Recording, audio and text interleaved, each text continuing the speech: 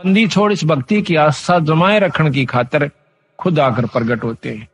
कबीर साहब ने खुद नरसिंह रूप बनाया था। अब इन बातों का अविश्वास न्यू होगा क्योंकि हमने यही सुना है कि विष्णु भगवान ने ही नरसिंह रूप धारण किया। अब हम आपको इसको बहुत लंबा चौड़ा उदाहरण देकर बताएंगे। कई ऐसा होता है कि हमारे गुरुदेव तलवंडी भाई में रहते थे, वहां पर एक उग्रवादियों के समय में रास्ते में एक लाला जी तलवंडी का उग्रवादियों ने पकड़ लिया। उसकी मोटरसाइकिल भी, उसमें कुछ उगाही करके आया था। शाम के दिन 56 हुआ था, सर्दियों के थोड़ी सर्दियों के दिन थे। तो रास्ते में पकड़ लिया उनको, मोटरसाइकिल वहीं डाल दी, उसको जीप में बिठा ले गए, जाके ईखों में बांध दिया। उन्होंने शराब पी रखी थी दोनों उग्रवादियों ने। तो उसको बांध करके वो निश्चिंत हो गए कि अब इसको फिर देखेंगे, इसको खत्म करेंगे, सुबह से पूछेंगे कहां पैसा रखा है इसने। तो उसके मन में एक तो दारू पी कर वहीं लौट गया एक साइड में, एक चला गया कहीं दूसरे स्थान पर किसी कोठे में सोने की खातिर। तब उस लाला जी ने उस भक्त ने अर्ज करी, हे परमात्मा, हे गुरुदेव, आज मेरी जान बचाओ मालिक। कहते हैं बहुत तड़प हुई, उसी समय हमारे गुरुदेव वहां पर प्रकट हो जाते हैं। अब ये बात सुन जन के फिर आप पर समझ में आ जाएगी आपका किसने नरसिंह रूप बनाया था। उसी समय उन्होंने देखा कि महाराज जी खड़े हैं और उसके सारे जो बंधन बांध रखे थे, उसको जोड़ रखा था, वो आपा खुल गए एकदम। देखा है कि महाराज जी खड़े हैं और बहुत विरध दिखे हैं। जो बोले, गुरुदेव आप क्यों कर आए यहाँ पर? हे महाराज, ये बंदी छोड़े स्वामी जी, आप क्यों किस तरह आए महाराज? कहने लगे, आ मेरे साथ, चल तुम्हारे घर। महाराज मैं तो ये भी नहीं मालूम घर किधर है, या तो रास्ते का बिना मेरा जावा की साइड में, अब मेरे पीछे आ जा। पीछे गारा में का, पानी में का, ईखों में का निकल कर और तलवंडी मंडी में आकर उनके घर के बारे ने आगे छोड़ कर कहने लगे, अपने घर में जा।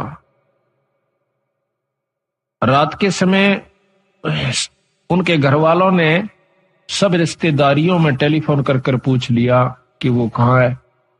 किसी ने नहीं बताया कि हमारे यहाँ कोई नहीं आया, वो तो नहीं आया। उसने समझ लिया कि वो खत्म हो चुका है, अब नहीं जीवेगा।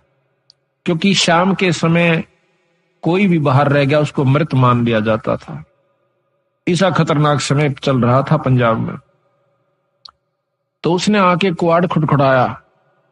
अब कुआड़ कौन खोले? वहां से 5 बजे मंडी में सारी में ताला लग जाया करता था, सब अपने अंदर घुस जाया करते थे।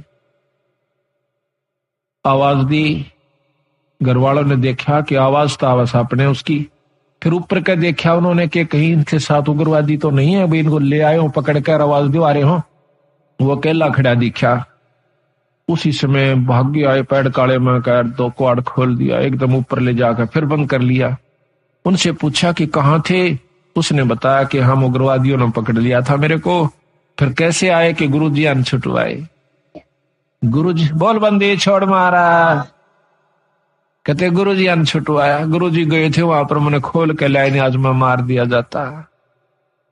तो महाराज जी उन दिनों बीमार चल रहे थे, बड़े महाराज कुटिया में थे तलवंडी। तो कहने लगे वो सारा परिवार सुबह सुबह, हे सतगुरु आपने रक्षा कर दी, ये बंदी छोड़े गुरुदेव, हे स्वामी जी आपकी कृपा से हमारा लड़का बच गया है। महाराज आपको कैसे मालूम हुआ आप वहां पहुंच गए?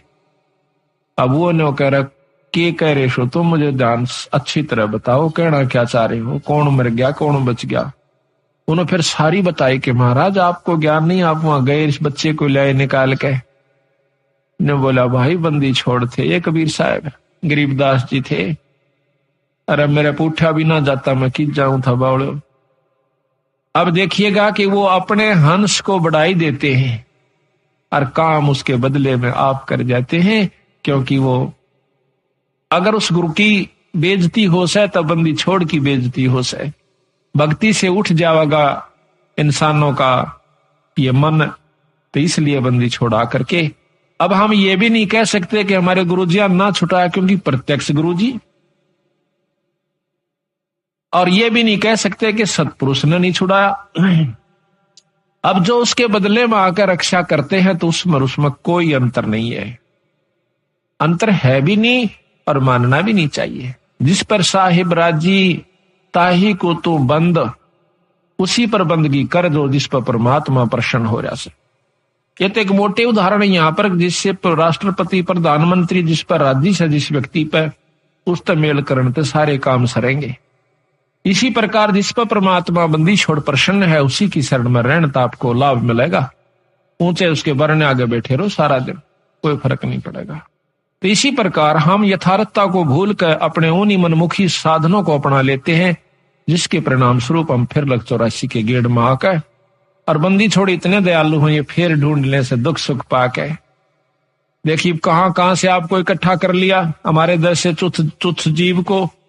अरे ये अपना शक्ति प्रदान कर दी, हम जाकर के जगह जगह उनकी वाणी का ढंढोरा पीटते हैं, उनकी गवाही देते हैं, बंदी छोड़ की कसम खा खा कर कहते हैं कि इस बराबर शक्ति नहीं भाई। तो आज ये आपने हंसों को फिर इकट्ठा कर लिया, तो मैं आपसे यही प्रार्थना करता हूं कि ये मौका बार बार नहीं मिलेगा। किसी भी अनजान व्यक्ति की बातों में नहीं आना ही। सबसे पहला आपको दुखदाई ये होगा कि किसी की बात में आकर के अपने इस उद्देश्य को भूल मत जाना।